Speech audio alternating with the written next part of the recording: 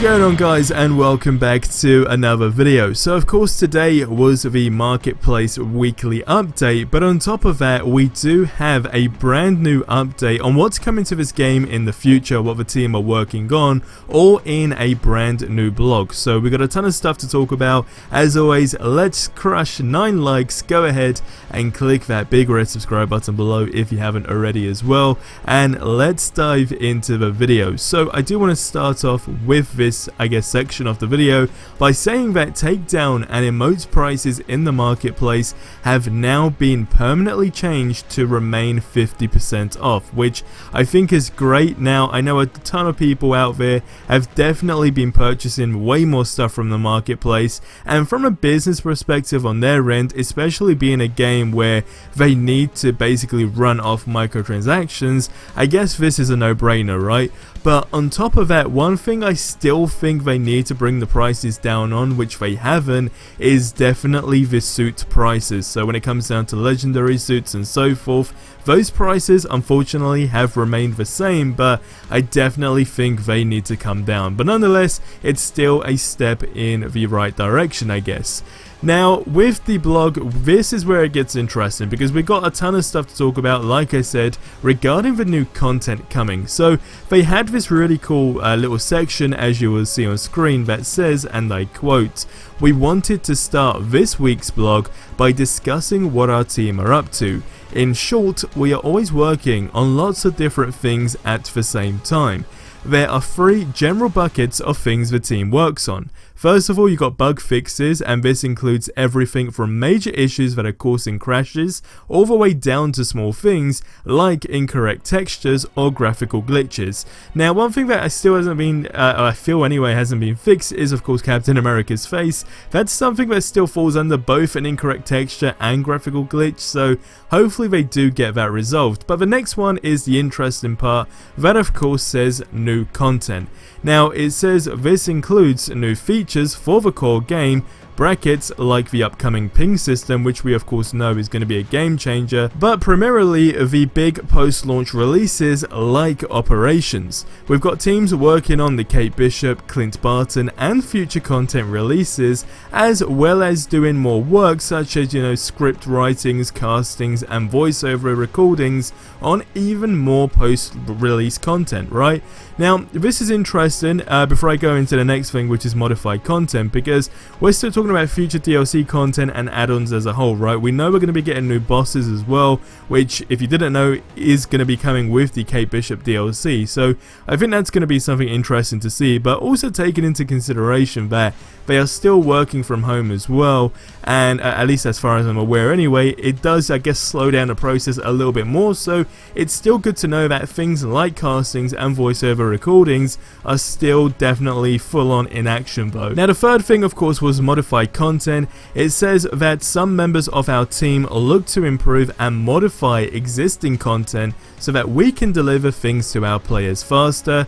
We introduce these modifications to see how it plays and how it will affect the overall game, like Tachyon Rift. We see these adjustments as bridges to new content.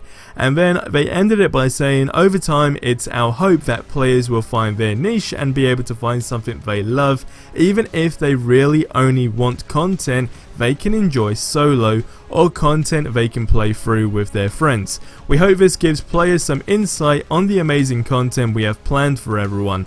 Now unfortunately it is a shame they only mentioned Kate Bishop and Clint Barton again, but when it comes down to, again, these are only 3 of the things they've pointed out. We still got more stuff to talk about regarding customization, right, because that's something I want to talk about as well. But I do think it's still interesting to see things. Like when I talk about Tachyon Rifts, like a lot of people in terms of the community, we basically said it was just recloned, reskinned, whatever you want to say, right, with a timer. So although it was a bit of content that was being able to get delivered a whole lot more quicker, of course, even though it was fun to a few selected people like myself, for example, it was fun, but it still doesn't feel brand new, but it's one of those things you could just jump in and quickly do. But I guess from the community's feedback, it's kind of been a no overall, so we'll have to see what they do basically bring into more action. But another thing is, and this is where we basically go into customization. So they had another section that was an in case you missed it section for the Q&A, and there's two things that I want to point out that I don't feel I addressed. So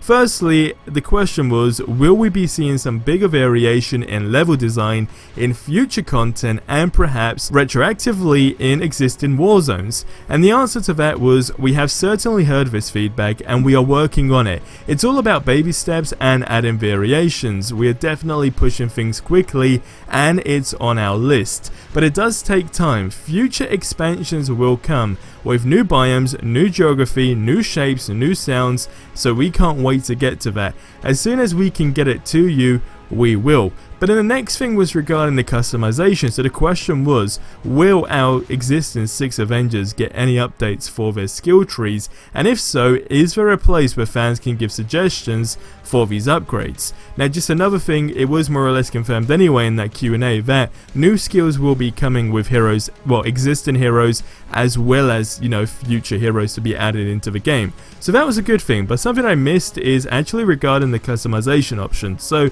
the answer was, we know we want to expand upon the heroes, because just look at what they can do, right? And how we can essentially let you further refine and customize them. Now, the customization point was a big, you know, core aspect here, and I don't know if you guys have seen, I can't find a picture now unfortunately, but I did see a picture, and it's something small when it comes down to customization. But for example, it was Captain America with a beard, right? And I know it sounds crazy, but as far as outfits and so forth go, I definitely think having small bits of customization like that in a skin actually do go a long way. It makes the character look a bit more fierce, for example, or whatever route you're trying to go with that character, right? And if there's so many characters there right now in the existing version of this game that could definitely do with more customization options. So the question, well, the answer to that continued to say that they will absolutely take on any feedback or suggestions and just bring it to the team to see what they think. But I think it's key that they know we basically want to further refine these characters and customize them, because that is something that I feel the game is lacking in. But ultimately, I mean, just seeing over the last, well, since launch, right, they have actually, whether we like to say it or not, right, even if you hate this game, we know they have been taking the feedback and actually taking action with it, right? So we, like the marketplace now being an example, we now know the prices have gone down. So if prices can also go down for like the suits, for example, that would be good. But then on top of that, when it comes down to, like I said, customization, future content, but actually modified content as well as a whole, so kind of getting new missions but new aims to them as well, I mean, it's all things that are being put to action. So it's definitely good news overall, and I think it's just good that they further address this in this blog, because now we know it's probably going to be silent until we get, you know, the War Table stream, which again is going to be the month of November. So guys, leave your thoughts on this in the comments below. What do you think? As always, subscribe for more awesome content, and I'll see you in the next one. Till then, have yourselves a ridiculously amazing day, and until the next one, adios amigos.